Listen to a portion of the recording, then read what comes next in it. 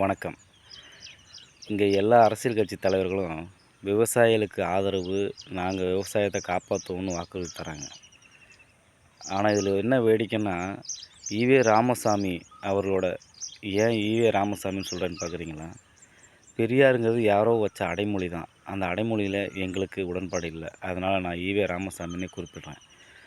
அவரை தூக்கிக்கிட்டு, தாங்கிக்கிட்டு வர யாருக்குமே விவசாயிகளை பற்றி பேசுகிற எந்த தகுதியுமே கிடையாது. ஏன்னு கேட்டால், விவசாயிகள் அப்படின்னா, அவர் என்ன கொள்கை வச்சுருக்கிறாரு? ஈவே ராமசாமி கடவுள் மறுப்பு. கடவுள் மறுப்புங்கிறது கடவுள் மறுப்பு கிடையாது. அது விவசாயிகள் மறுப்பு. ஏன் விவசாயிகள் மறுப்பு அப்படின்னு கேட்டால், நீங்களே யோசிச்சு பாருங்கள்.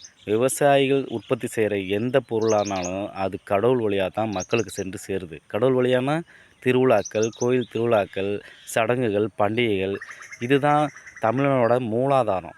மூலாதாரம்னா அதுதான் பண்பாடு, கலாச்சாரத்தில் ஒன்றி போனது தான் இறை வழிபாடு. அந்த இறை வழிபாடே அவர் இல்லைங்கிறாரு.